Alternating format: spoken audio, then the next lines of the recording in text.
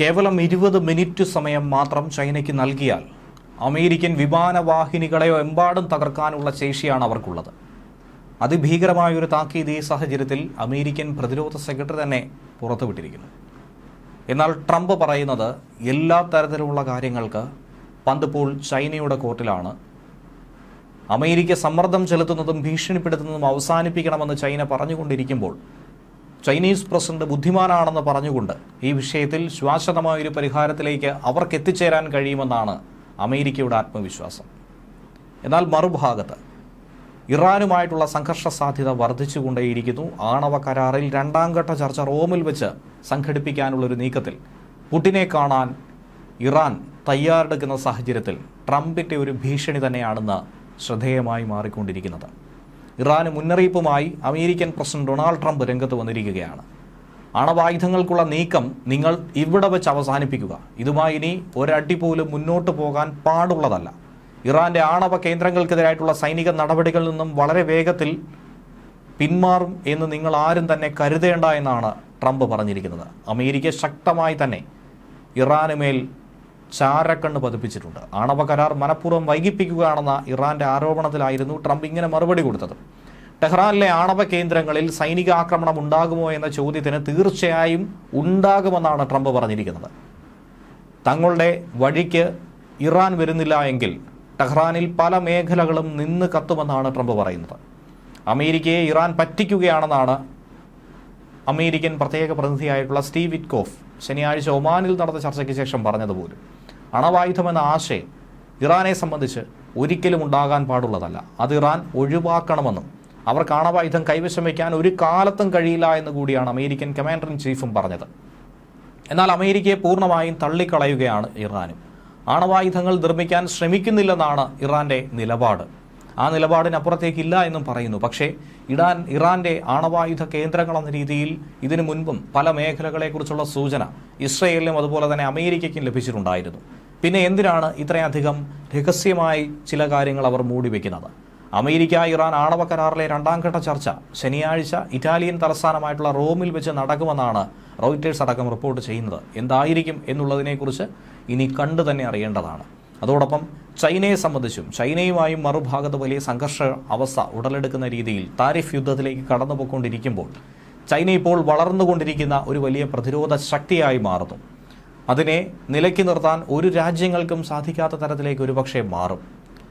അതിൻ്റെ ഒരു താക്കീതാണ് അമേരിക്കൻ പ്രതിരോധ സെക്രട്ടറിയായുള്ള പീറ്റ് ഹെഗ്സത്ത് കൊടുത്തിരിക്കുന്നത്. ചൈനയുടെ കൈവശം ഇപ്പോഴുള്ള വലിയൊരു ആയുധ കലവറയുണ്ട്, ഹൈപ്പർസോണിക് മിസൈൽ ശേഖരം. ഇതിനെക്കുറിച്ചാണ് ഹെഗ്സത്തിൻ്റെ താക്കീതും. ചൈന വേണമെന്നൊന്ന് വിചാരിച്ചാൽ കേവലം ഈ മിസൈലുകൾ ഉപയോഗിച്ചുകൊണ്ട് തുച്ഛമായ 20 മിനിറ്റ് നേരം കൊണ്ട് അമേരിക്കൻ വിമാനവാഹിനി കപ്പലുകളെ പൂർണ്ണമായും തകർത്ത് ഒടുക്കാമെന്നാണ് ഹെഗ്സത്ത് പറയുന്നത്. അത്രയധികം പ്രഹരശേഷിയും അത്രയും കമനീയമായ ശേഖരവുമാണ് ചൈനയുടെ കൈവശമുള്ളത്. ശബ്ദത്തിൻ്റെ പോലും 5 ഇരട്ടി വേഗത്തിൽ സഞ്ചരിക്കുന്നവയാണ് ഹൈപ്പർസോണിക് മിസൈലുകൾ. ഇവ America, Russia, China, India, Iran എന്നീ രാജ്യങ്ങൾക്ക് ഇതിൻ്റെ സാങ്കേതിക വിദ്യയുമുണ്ട്. അമേരിക്കൻ സൈന്യത്തിന് നട്ടല് തന്നെ അവരുടെ ഏറ്റവും ഫലവത്തായ അമേരിക്കൻ നേവിയാണ്. ആ നേവിയുടെ തന്നെ ഹൃദയം, ആ നേവിയുടെ ഏറ്റവും കരുത്ത് അത് വിമാനവാഹിനി കപ്പലുകളാണ്. ഈ വിമാനവാഹിനി കപ്പലുകളെ അരമണിക്കൂറിനുള്ളിൽ തന്നെ ചുട്ട് ചാമ്പലാക്കാനായി ചൈനയ്ക്ക് സാധിക്കുമെന്നുള്ളതാണ് അമേരിക്കയെ ഭയപ്പെടുത്തുന്നത്. അമേരിക്ക ലോകത്താകമാനം പലയിടങ്ങളിൽ പല പ്രശ്നങ്ങളുണ്ടാകുമ്പോൾ പോലും അമേരിക്കൻ ഭീമാകാരികളായിട്ടുള്ള വിമാനവാഹിനി കപ്പലുകൾ തന്നെയാണ് ഉരുക്കുകോട്ടയായി അവിടെ പ്രതിരോധം തീർക്കാറുള്ളത്. അമേരിക്കയുടെ ശക്തിയായി അറിയപ്പെടുന്നത് പോലും ഈ വിമാനവാഹിനി കപ്പലുകളാണ്. അതുകൊണ്ട് തന്നെ ഇവയെ തകർക്കുമെന്ന രീതിയിൽ ആരെങ്കിലും വളർന്നു വന്നാൽ അത് അമേരിക്കയെ സംബന്ധിച്ച് വലിയ തിരിച്ചടിയാണ്. ഒരു കാലത്തും അത് അംഗീകരിക്കാൻ കഴിയുന്നതുമല്ല. ഇറാൻ ഫത്ത എന്നു പേരുള്ള 1400 കിലോമീറ്റർ വരെ റേഞ്ചുള്ള ഒരു മിസൈൽ അതിൻ്റെ വിവരങ്ങൾ പുറത്തുവിട്ടിരുന്നു. ശബ്ദത്തിൻ്റെ തന്നെ 15 മടങ്ങ് വേഗം കൈവരിക്കാൻ കഴിയുന്ന അതിനൂതനമായ അത്യാധുനിക മിസൈൽ. ഹൈപ്പർസോണിക് മിസൈലുകളെ സാധാരണഗതിയിൽ തടയാനോ ചെറുക്കാനോ ഒന്നും തന്നെ കഴിയില്ല. അത് വളരെ ബുദ്ധിമുട്ടേറിയ ഒരു പ്രക്രിയ തന്നെയാണ്. അങ്ങനെ ഒരു സാഹചര്യത്തിൽ കൂടിയാണ് ഫത്തായിൽ അധികമായിട്ടുള്ള രഹസ്യ ചലന സംവിധാനങ്ങൾ കൂടി ഈ മിസൈലിനെ അപകടകാരിയാക്കി മാറ്റുന്നത്. അതുകൊണ്ട് ചൈനയും ഇറാനും ഒരുപോലെ തന്നെ അമേരിക്കയെ സംബന്ധിച്ച് വലിയ തലവേദന സൃഷ്ടിക്കുകയാണ്. ഹൈപ്പർസോണിക് മിസൈലുകളിൽ പറന്നു പോകാൻ സാധ്യമാക്കുന്നത് സ്ക്രാംജെറ്റാണ്. അതായത് സൂപ്പർസോണിക് കംപ്രഷൻ റാംജെറ്റ് എന്ന എഞ്ചിൻ നൽകുന്ന ഊർജ്ജം. അതുകൊണ്ട് തന്നെ ഇതിനെ സംബന്ധിച്ച് നോക്കുകയാണെങ്കിൽ ഇനി സമീപഭാവിയിൽ അമേരിക്കയ്ക്കുണ്ടാകുന്ന വെല്ലുവിളികൾ അത് വളരെ കൂടുതൽ തന്നെയാണ്. പ്രത്യേകിച്ച് ഈ യുദ്ധ സാഹചര്യമായ കലുഷിതമായ അന്തരീക്ഷം മുന്നോട്ട് കൊണ്ടുപോകുന്നത് മറ്റാർക്ക് ഗുണം ചെയ്താലും അമേരിക്കയ്ക്ക് ഗുണം ചെയ്യില്ല എന്ന് തന്നെയാണ് അവരുടെ വിലയിരുത്തലും. അതിനിടയിൽ ഇന്ത്യ ചൈന വ്യാപാര യുദ്ധത്തിനിടയിൽ അമേരിക്കൻ വ്യോമയാന കമ്പനിയായിട്ടുള്ള ബോയിങ്ങിൽ നിന്നും ഇനി ജെറ്റുകൾ വാങ്ങരുത് എന്ന് പറഞ്ഞുകൊണ്ട് രാജ്യത്തെ വിമാന കമ്പനികളോടൊരു ആവശ്യം ഉന്നയിച്ചിരിക്കുന്നു ചൈന. അഥവാ വാങ്ങാനുള്ള തീരുമാനമുണ്ടെങ്കിൽ അത് ഇവിടെ വെച്ച് അവസാനിപ്പിക്കൂ, നിർത്തൂ എന്നാണ് ചൈനയുടെ വാദം. അമേരിക്കയുമായിട്ടുള്ള വ്യാപാര യുദ്ധം മുറുകുന്നതിനിടയിലാണ് ചൈന ഇങ്ങനെ കടുത്തൊരു തീരുമാനമെടുത്തത്. അമേരിക്കൻ കമ്പനികളിൽ നിന്നും വിമാനവുമായി ബന്ധപ്പെട്ട ഉപകരണങ്ങളും ഭാഗങ്ങളും അനുബന്ധ ഭാഗങ്ങളും ഒക്കെ വാങ്ങുന്നത് ചൈനീസ് വിമാന കമ്പനികൾ നിർത്തണമെന്നാണ് ആവശ്യപ്പെട്ടിരിക്കുന്നത്. തീരുവ വർധന മൂലമുണ്ടായ ചെലവുകൾ നികത്താൻ ബോയിങ് വിമാനങ്ങൾ വാടകയ്ക്കെടുത്ത് ആഭ്യന്തര വിമാന കമ്പനികൾക്ക് സഹായം കൊടുക്കാൻ ചൈനീസ് സർക്കാർ ആഗ്രഹിക്കുന്നുവെന്നാണ് റിപ്പോർട്ട്. പുതിയ താരിഫ് അനുസരിച്ച് അമേരിക്കൻ നിർമ്മിത വാഹനങ്ങളുടെ വിമാനങ്ങളുടെ പാർട്സുകളുടെയും വില ഇരട്ടിയോളം കൂടും. ഇത് ചൈനീസ് വിമാന കമ്പനികൾക്ക് സാമ്പത്തിക നഷ്ടം തന്നെയാണ് ഉണ്ടാക്കുന്നത്.